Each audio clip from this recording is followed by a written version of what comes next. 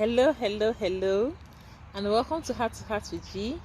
I want to say welcome, a big welcome to my first-time subscribers, my new subscribers, and to the returning subscribers. I love you guys so much. I love you all. Okay, thank you so much for sticking by me and sticking with me too. So this week I'm just going to share something about sustaining your future, or protecting your future, or what else do I call it? There's a word I'm trying to use. I don't know how to put it, but then with time you know what I'm talking about. So a few days ago, sorry, there's mosquito. There are a lot of mosquitoes here. It is almost 8 p.m. here. So a few days ago, I was chatting with one of my friends, and that's based on what he posted on his WhatsApp status. The post said he's into investment, right? Financial investment. So the post said that when you invest today, and over a period of time, you get a particular amount of money for the return of an investment. And we got talking, and I said something to him. I can't remember exactly the line, the way the discussion went, but I then said something. I told him that there are two things I advise people, okay, in this life, especially women. I say women because it's easier for men to come by. Men are providers, okay, so they are always proactive to providing for their families and protecting their families against the future, okay. Men are often proactive to think ahead of time on how to ensure the financial security of their family as much as they can. I mean, not everybody, yes, but most men do it than women, okay.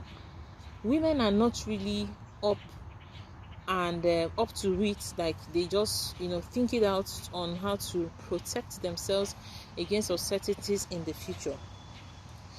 So there are two things. I told him that there are two things, which is why I'm saying this today. I just want to put it out there. There are two things I advise anyone if you really want to have a sustainable financial future or financial security for yourself and your children, or for yourself and your family. You need to have two things. Number one is a skill, okay, a sellable and marketable skill, and the second one is an investment.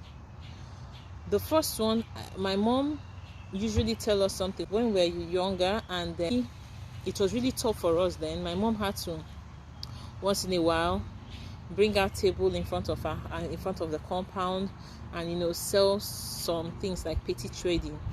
And my dad didn't like that, okay, but then one has to survive, right?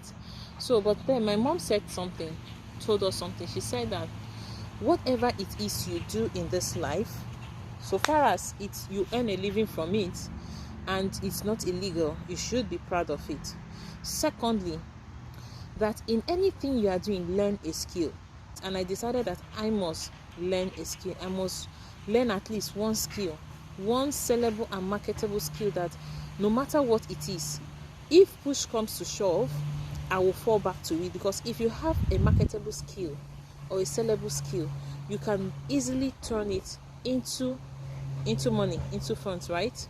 So if you have a sellable or a marketable skill, when push comes to shove, like your business crumbles, you lost your job, and it's very difficult for you getting a job, you can always fall back to your skill. For instance, I lost my job after I got married. I lost my job within how many months after marriage? I think that was 3 to 4 months after marriage. I was pregnant. I couldn't get a job. I went to learn a skill. I still use that skill to make money till today. I learned how to bake. So I used it to make money. Okay, so if, for instance, today I don't have a job, I try to get a job and I didn't get a job, or I don't get a job, I can turn my skill into business. I can make cakes, bake different kind of things for people. It's a sellable and marketable skill, and it stands the test of time. Secondly, invest. What makes you a wealthy person is not what you earn, is not what you collect. No, It's not the profit from your business. It's not your salary that you get at the end of the month. That is not what makes you wealthy. It is what you keep and grow. And that is keeping is savings, growing is investment. When you keep part of what you get, that is savings. And when you sow that seed that you have saved and you allow it to grow over time, that is investment. So if you want to have a sustainable financial future, have a sellable skill, invest. These are not the only things that will help you have a sustainable financial future, but you see these two, it can save your life in so many ways. And when you are investing, I'm not going to go into details on investment and savings and things like that. Maybe in the future we'll talk about it. But women, I want to encourage us, don't only grab. Don't be, in Igbo it is called Oriako. Don't just be Oriako. Even if your husband wants you to be Oriako. Oriako means a wife who just spends. Okay, a spending wife. The husband does not want you to. Your husband does not want you to do anything. He just wants to lavish you with money and all. Yes, it's possible, but does it mean when you are being lavished with money you should spend everything? No, keep some. You don't know tomorrow. Nothing ever is permanent, and life does not go in a linear form. The line of life is never linear. Linear is a straight line.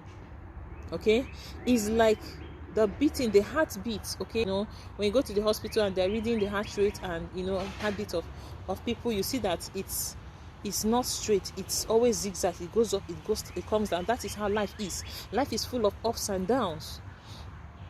Keep, even if you must not work to save. You must not work to save.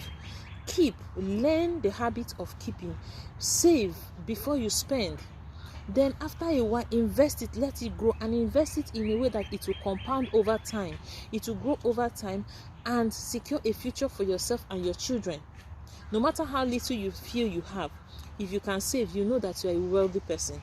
And when you want to invest, don't just invest in your name. Invest in the name of your children and be disciplined enough not to tamper with it until the time that you have given that investment to mature. Even if it matures, reinvest it and invest it over a long period of time. Imagine that you open an account for your child when the child was born, and you dedicate a particular sum of money into that account over time, and when it grows, you invest it. And you invest it for maybe 20 years. Imagine that you invest for 20 years, or let's even say for 10 years, or until the child becomes 18 at the most. So let's say you save up that money over 5 years and it grows, okay, for you to invest.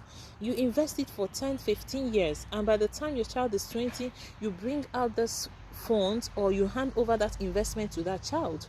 Do you know what that means? Number one, the child can pursue college or his life or any path that he wants to or she wants to in life without disturbing you, without being a burden to you.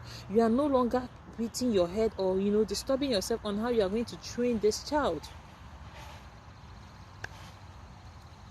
So please, I want to talk to us women. No matter how little your business is, save. Think about your future. Think about your children. Why I'm saying this is because a lot of times men, you see that our men are no more. Nobody is praying for death. Yes, I know that we don't like talking about death, but death is inevitable. It is a call that all of us must answer one way or the other at some point in our lives. So why don't we look at it in the face and analyze it before it comes to us unexpectedly? So plan your life well. A lot of women, their husbands die, not because they are not earning. They begin to suffer, not because they were not earning money or they are not working, but because they don't know how to manage their funds. And it has been the man all along taking care of the family, and then the woman does not know what she does with her funds. Even if she's not using, even if you are giving it to your husband, no matter what the situation or condition is, you see that a lot of women, it's always difficult for us to adjust. Apart from the emotional, I'm talking about taking care of your financial needs. It's often more difficult for women because most times we see that what you have is not enough. I wouldn't want to be in that shoe. I don't know if you would. I'm not praying for my husband to die. No, I'm not praying for yours to die. Nobody is praying for death. But what if something happens? It may not even be death. What if the source of your husband's income is no more, dries up? What are you going to do? If you do not plan for these things, if you do not prepare yourself ahead of time, there's emergency funds. Even those emergency funds, if you finish up, if something happens and you finish your emergency funds, what then happens? So let us learn to save and invest.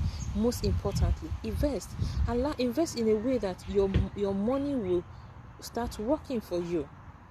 Okay, so I want you to sit down and think about these things. What skill are you going to learn today?